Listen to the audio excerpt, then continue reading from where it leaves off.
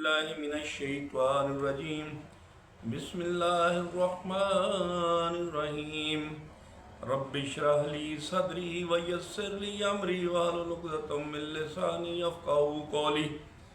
حضرات گرامی، صوفی سفر ہم سیرت النبی قدم بقدم تالیف بائی عبداللہ فارانی اس کا مطالعہ کر رہے تھے صوفی سفر کے توسط سے۔ تو آج ہم پہنچے ہیں کڑی آزمائش پہ۔ ایک روز حضور پاک صلی اللہ علیہ وسلم خانہ کعبہ میں نماز پڑھ رہے تھے کہ ابو جہل آپ کے پاس آیا اور بولا، کیا میں نے آپ کو اس سے منع نہیں کیا تھا؟ آپ جانتے نہیں میں سب سے بڑے گروہ والا ہوں۔ اس پر سورۃ الگ کی آیت نمبر 17 اور 18 نازل ہوئیں، جس کا ترجمہ یہ ہے، سو یہ اپنے گروہ کے لوگوں کو بلا لے، اگر اس نے ایسا کیا تو ہم بھی دوزخ کے پیادوں کو بلا لیں گے۔ حضرات گرامی، ابو جہل کے جواب میں اللہ تعالیٰ سورۃ الگ کی آیت میں فرماتا ہے کہ سو یہ اپنے گروہ کے لوگوں کو بلا لے، اور اگر اس نے ایسا کیا تو ہم بھی دوزخ کے پیادوں کو بلا لیں گے۔ یعنی اگر ابو جہل کا کوئی گروہ ہے تو ہمارے پاس بھی دوزخ میں جو پیادے ہیں وہ گروہ ہم بلائیں گے۔ سبحان اللہ۔ حضرت ابن عباس رضی اللہ تعالیٰ عنہ فرماتے ہیں، اگر ابو جہل اپنے گروہ کو بلاتا تو اللہ تعالیٰ کے عذاب کے فرشتے اسے پکڑ کر تہس نہس کر دیتے۔ سبحان اللہ۔ یہ دیکھیں، اس کے بعد فرماتے ہیں، ایک روز ابو جہل حضور پاک صلی اللہ علیہ وسلم کے سامنے آیا اور آپ سے مخاطب ہوا۔ آپ کو معلوم ہے میں بطحا والوں کا محافظ ہوں اور میں یہاں ایک شریف ترین شخص ہوں۔ اس وقت اللہ تعالیٰ نے سورۃ الدخان کی آیت نمبر 49 نازل فرمائی۔ ترجمہ کیا ہے؟ چکھ تو بڑا معزز مکرم ہے۔ آیت کا یہ جملہ دوزخ کے فرشتے ابو جہل کو دوزخ میں ڈالتے وقت اسے پھکارتے ہوئے کہیں گے، اسے پھٹکارتے ہوئے کہیں گے، نفرت سے اسے کہیں گے، چکھ تو بڑا معزز اور مکرم ہے۔ ذرا مزہ چکھنا اس کا دوزخ کا، تو بڑا اپنے آپ کو مکرم اور معظم سمجھتا تھا۔ ابو لہب بھی حضور اکرم صلی اللہ علیہ وسلم کی اظہار ثانی میں آگے تھا۔ نبی اکرم صلی اللہ علیہ وسلم کی تبلیغ میں رکاوٹیں ڈالتا تھا، آپ صلی اللہ علیہ وسلم کو برا بھلا کہتا تھا۔ اس کی بیوی ام جمیل بھی اس کے ساتھ شامل تھی۔ وہ جنگل سے کانٹے دار لکڑیاں کاٹ کر لاتی اور نبی اکرم صلی اللہ علیہ وسلم کے راستے میں بچھاتی۔ اس پر اللہ تعالیٰ نے سورۃ اللہب نازل فرمائی۔ پوری سورت تبت یدا ابی لہب وتب ما اغنی عنہ مالہ وما کسب سیصلی نارا ذات لہب وامرأتہ حمالۃ الحطب فی جیدہا حبل من مسد۔ پوری کی پوری سورت نازل فرما دی لہب، سورت لہب کو فرماتے ہیں اس کی بیوی ام جمیل بھی اس کے ساتھ شامل تھی۔ وہ جنگل سے کانٹے دار لکڑیاں کاٹ کر لاتی اور نبی اکرم صلی اللہ علیہ وسلم کے راستے میں بچھاتی۔ اس پر اللہ تعالیٰ نے سورۃ لہب نازل فرمائی۔ اس میں ابو لہب کے ساتھ اس کی بیوی کو بھی عذاب کی خبر دی گئی۔ وہ غصے میں آگ بگولا ہو گئی، پتھر ہاتھ میں لیے آپ صلی اللہ علیہ وسلم کی طرف بڑھی۔ اس وقت آپ صلی اللہ علیہ وسلم کے ساتھ سیدنا حضرت ابوبکر صدیق رضی اللہ تعالیٰ عنہ تھے۔ انہوں نے ابو لہب کی بیوی کو آتے دیکھا تو فرمایا، اللہ کے رسول، یہ عورت بہت زبان دراز ہے، اگر آپ یہاں ٹھہرے تو اس کی بد زبانی سے آپ کو تکلیف پہنچے گی۔ ان کی بات سن کر نبی اکرم صلی اللہ علیہ وسلم فرمایا، ابو بکر فکر نہ کرو، وہ مجھے نہیں دیکھ سکے گی۔ سبحان اللہ۔ یہ دیکھیں، یہ معجزہ ہوا نا۔ آپ صلی اللہ علیہ وسلم نے ابو بکر صدیق رضی اللہ تعالیٰ عنہ کو حوصلہ دیتے ہوئے فرمایا کہ اے ابو بکر، یہ مجھے نہیں دیکھ سکے گی۔ اتنے میں ام جمیل نزدیک پہنچ گئی، اسے وہاں صرف ابو بکر صدیق رضی اللہ تعالیٰ عنہ نظر آئے۔ وہ آتے ہی بولی، ابو بکر، تمہارے دوست نے مجھے ذلیل کیا ہے، کہاں ہے تمہارا دوست جو شعر پڑھتا ہے؟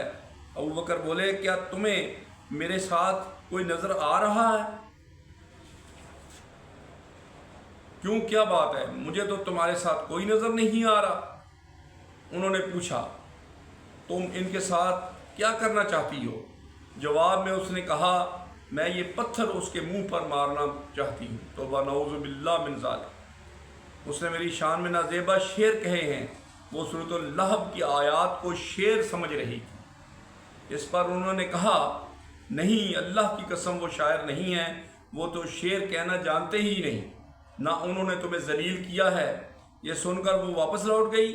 بعد میں سیدنا ابوبکر صدیق رضی اللہ تعالیٰ عنہ نے آپ صلی اللہ علیہ وسلم سے پوچھا اے اللہ کے رسول، وہ آپ کو دیکھ کیوں نہیں سکی؟ آپ نے ارشاد فرمایا ایک فرشتے نے مجھے اپنے پروں میں چھپا لیا تھا۔ ایک روایت کے مطابق آپ نے یہ جواب ارشاد فرمایا تھا میرے اور اس کے درمیان ایک آڑ پیدا کر دی گئی تھی۔ ابو لہب کے ایک بیٹے کا نام عتبہ تھا اور دوسرے بیٹے کا نام عتیبہ تھا۔ اعلان نبوت سے پہلے رسول پاک صلی اللہ علیہ وسلم نے اپنی دو بیٹیاں حضرت رقیہ اور حضرت ام کلثوم رضی اللہ تعالیٰ عنہ کا نکاح ابو لہب کے ان دونوں بیٹوں سے کر دیا تھا۔ یہ صرف نکاح ہوا تھا، ابھی رخصتی نہیں ہوئی تھی۔ اسلام کا آغاز ہوا اور سورۃ اللہب نازل ہوئی تو ابو لہب نے غصے میں آ کر اپنے بیٹوں سے کہا اگر تم محمد کی بیٹیوں کو طلاق نہیں دو گے تو میں تمہارا چہرہ نہیں دیکھوں گا۔ چنانچہ ان دونوں نے انہیں طلاق دے دی۔ دیکھا جائے تو آپ صلی اللہ علیہ وسلم کی بیٹیوں کے لیے اس میں حکمت تھی، گویا اللہ تعالیٰ نے چاہا کہ یہ پاک صاحبزادیاں عتبہ اور عتیبہ کے ہاں نہ جا سکیں۔ یہ رشتہ اسلام دشمنی کی بنیاد پر ختم کیا گیا، یعنی آپ دونوں چونکہ نبی اکرم صلی اللہ علیہ وسلم کی صاحبزادیاں تھیں اس لیے یہ قدم اٹھایا گیا۔ اس موقع پر عتیبہ نبی اکرم صلی اللہ علیہ وسلم کی خدمت میں حاضر ہوا اور اس نے آپ کی شان میں گستاخی کی۔ آپ صاحبزادی کی وجہ سے پہلے ہی غمگین تھے۔ ان حالات میں آپ نے اس کے حق میں بد دعا فرمائی، اے اللہ اس پر اپنے کتوں میں سے ایک کتا مسلط کر دے۔ یہ بد دعا نبی پاک صلی اللہ علیہ وسلم نے اس کے لیے فرمائی۔ عتیبہ یہ بد دعا سن کر وہاں سے لوٹ آیا۔ اس نے اپنے باپ ابو لہب کو سارا حال سنایا۔ اس کے بعد دونوں باپ بیٹا ایک قافلے کے ساتھ ملک شام کی طرف روانہ ہو گئے۔ راستے میں یہ لوگ ایک جگہ ٹھہرے، وہاں قریب ہی ایک راہب کی عبادت گاہ تھی۔ راہب ان کے پاس آیا، اس نے انہیں بتایا اس علاقے میں جنگلی درندے رہتے ہیں۔ ابو لہب یہ سن کر خوف زدہ ہو گیا، نبی اکرم صلی اللہ علیہ وسلم کی بد دعا یاد آ گئی۔ اس نے قافلے والوں سے کہا تم لوگ میری حیثیت سے باخبر ہو اور یہ بھی جانتے ہو کہ میرا تم پر کیا حق ہے۔ انہوں نے یک زبان ہو کر کہا بے شک ہمیں معلوم ہے۔ ابو لہب یہ سن کر بولا تب پھر تم میری مدد کرو، میں محمد صلی اللہ علیہ وسلم کی بد دعا کی وجہ سے خوف زدہ ہو گیا ہوں، اس لیے تم لوگ اپنا سامان اس عبادت گاہ کی طرف رکھ کر اس پر میرے بیٹے کا بستر لگا دو اور اس کے چاروں طرف تم لوگ اپنے بستر لگا دو۔ یعنی یہ اس نے سیکورٹی حصار بنانے کے لیے ان کو کہا۔ ان لوگوں نے ایسا ہی کیا۔ یہی نہیں، انہوں نے اپنے چاروں طرف اپنے اونٹوں کو بھی بٹھا دیا۔ اس طرح عتبیہ یعنی اس کا بیٹا جو تھا ان سب کے عین درمیان میں آ گیا۔ اب وہ سب اس کی پاسبانی کرنے لگے۔ ان تمام احتیاطی تدابیر کے باوجود حضور اکرم صلی اللہ علیہ وسلم کی پیش گوئی پوری ثابت ہوئی، سچ ثابت ہو گئی۔ نصف رات کے قریب ایک شیر وہاں آیا اور سوئے ہوئے لوگوں کو سونگھنے لگا۔ ایک ایک کو سونگھتے ہوئے آگے بڑھتا رہا یہاں تک کہ وہ لمبی چھلانگ لگا کر عتبیہ تک پہنچ گیا۔ پھر کیا تھا، اس نے اسے چیر پھاڑ کر ہلاک کر ڈالا۔ تکلیف پہنچانے کا ایک اور واقعہ اس طرح پیش آیا کہ ایک روز آپ صلی اللہ علیہ وسلم مسجد الحرام میں نماز پڑھ رہے تھے۔ قریب ہی میں کچھ جانور ذبح کیے گئے تھے۔ وہ لوگ اپنے بتوں کے نام پر قربانی کرتے تھے۔ ان جانوروں کی ایک اوجڑی ابھی تک وہیں پڑی تھی۔ ایسے میں ابو جہل نے کہا کیا کوئی شخص ایسا ہے جو اس اوجڑی کو محمد صلی اللہ علیہ وسلم کے اوپر ڈال دے؟ ایک روایت کے مطابق کسی نے کہا کیا تم یہ منظر دیکھ رہے ہو؟ تم میں سے کون ہے جو وہاں جائے جو فلاں قبیلے نے جانور ذبح کیے ہیں، اس کا گوبر، لید، خون اور اوجڑی وہاں پڑے ہیں، کوئی شخص وہاں جا کر گندگی اٹھا لائے اور محمد صلی اللہ علیہ وسلم کہ سجدے میں جانے کا انتظار کرے۔ پھر یوں ہی وہ سجدے میں جائیں، وہ شخص گندگی ان کے کندھوں کے درمیان رکھ دے۔ تب مشرکوں میں سے ایک شخص اٹھا، اس کا نام عقبہ بن ابی معیط تھا۔ یہ اپنی قوم میں سب سے زیادہ بدبخت تھا۔ یہ گیا اور اوجڑی اٹھا لایا۔ جب آپ صلی اللہ علیہ وسلم سجدے میں گئے تو اوجڑی آپ پر رکھ دی۔ اس پر مشرکین زور زور سے ہنسنے لگے، یہاں تک کہ وہ ہنسی سے بے حال ہو گئے اور ایک دوسرے پر گرنے لگے۔ ایسے میں کسی نے حضرت فاطمہ الزہرا رضی اللہ تعالیٰ عنہ کو یہ بات بتا دی اور وہ روتی ہوئی حرم میں آئیں۔ نبی اکرم صلی اللہ علیہ وسلم اسی طرح سجدے میں تھے اور اوجڑی آپ کے کندھوں پر تھی۔ سیدہ فاطمہ رضی اللہ تعالیٰ عنہ نے اوجڑی کو آپ سے ہٹایا۔ اس کے بعد آپ سجدے سے اٹھے اور نماز کی حالت میں کھڑے ہو گئے۔ نماز سے فارغ ہو کر آپ صلی اللہ علیہ وسلم نے ان لوگوں کے حق میں بد دعا فرمائی، اے اللہ تو قریش کو ضرور سزا دے، اے اللہ تو قریش کو ضرور سزا دے، اے اللہ تو قریش کو ضرور سزا دے۔ قریش جو ہمارے ہنسی کے لوٹ پوٹ ہو رہے تھے، یہ بد دعا سنتے ہی ان کی ہنسی کافور ہو گئی اور اس بد دعا کی وجہ سے وہ دہشت زدہ ہو گئے۔ اس کے بعد آپ نے نام لے لے کر بھی بد دعا فرمائی، اے اللہ تو عمر بن حشام کو سزا دے، یعنی ابو جہل، اس کا نام عمر بن حشام تھا۔ عقبہ بن معیط اور امیہ بن خلف کو سزا دے۔ حضرت عبداللہ بن مسعود رضی اللہ تعالیٰ عنہ فرماتے ہیں، اللہ کی قسم آپ صلی اللہ علیہ وسلم نے جن جن قریشیوں کا نام لیا تھا، میں نے انہیں غزوہ بدر میں خاک اور خون میں لتھڑا ہوا دیکھا، پھر ان کی لاشوں کو ایک گڑھے میں پھینک دیا گیا۔ اسی طرح کا واقعہ حضرت عثمان غنی رضی اللہ تعالیٰ عنہ نے اس طرح بیان فرمایا ہے، ایک روز نبی اکرم صلی اللہ علیہ وسلم طواف فرما رہے تھے، اس وقت آپ کا ہاتھ حضرت سیدنا ابوبکر صدیق رضی اللہ تعالیٰ عنہ کے ہاتھ میں تھا۔ حجر اسود کے پاس 3 آدمی بیٹھے تھے۔ جب آپ حجر اسود کے پاس سے گزرے اور ان کے قریب پہنچے تو ان تینوں نے آپ کی ذات بابرکت پر چند جملے کہے۔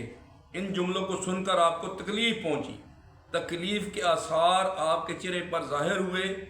دوسرے پھیرے میں ابو جہل نے کہا، تو ہمیں ان معبودوں کی عبادت کرنے سے روکتے ہو جنہیں ہمارے باپ دادا پوجتے آئے ہیں، لیکن ہم تم سے صلح کرنے والے نہیں ہیں، ہم تو سے صلح نہیں کر سکتے۔ جواب میں آپ صلی اللہ علیہ وسلم نے فرمایا، میرا بھی یہی حال ہے۔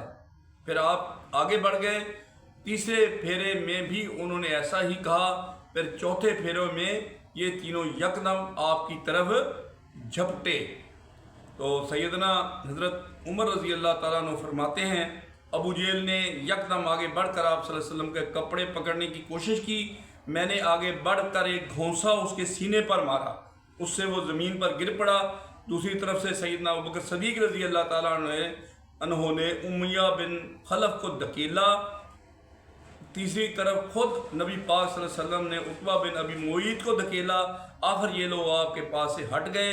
اس وقت آپ نے ارشاد فرمایا، اللہ کی قسم تم لوگ اس وقت تک نہیں مرو گے جب تک اللہ تعالیٰ کی طرف سے اس کی سزا نہیں بھگت لو گے۔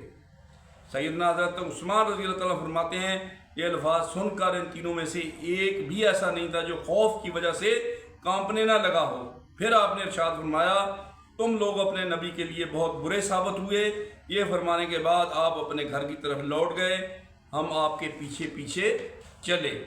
جب آپ اپنے دروازے پر پہنچے تو اچانک ہماری طرف مڑے اور فرمایا، تم لوگ غم نہ کرو، اللہ تعالیٰ خود اپنے دین کو پھیلانے والا ہے، اپنے کلمے کو پورا کرنے والا ہے اور اپنے نبی کی مدد کرنے والا ہے۔ ان لوگوں کو جلد اللہ تعالیٰ تمہارے ہاتھوں ذبح کروائے گا۔ تو حضرات گرامی، یہ تھا نبی اکرم صلی اللہ علیہ وسلم کی سختیوں کا وہ زمانہ جس میں کفار نے کوئی کسر نہیں چھوڑی، لیکن اللہ تعالیٰ نے آپ کو محفوظ فرمایا اور آپ کے جتنے بھی ساتھی تھے وہ بھی محفوظ رہے۔ تو یہ تھا ایک بہت بڑا معجزہ، بڑی ہی سپر نیچرل چیز ہے جو کہ آپ لوگوں کو اللہ تعالیٰ نے دکھائی، اور اس کے ساتھ ہمارا ایمان مکمل ہونے کے لیے بھی یہ بہت کافی ہے۔ حسبنا اللہ و نعم الوکیل، نعم المولا و نعم النصیر۔ ہمیں بھی یہ سبق یاد رکھنا چاہیے کہ ہمارے لیے اللہ ہی کافی ہے، جتنی بھی دنیا ہمارے خلاف کچھ بھی کر لے، لیکن جب اللہ ہمارے ساتھ ہے تو انشاءاللہ تعالیٰ کوئی ہمیں شکست نہیں دے سکتا۔ اس کے ساتھ ہی ہم اللہ سے دعا کرتے ہیں یا اللہ ہماری مدد فرما، آمین ثم آمین۔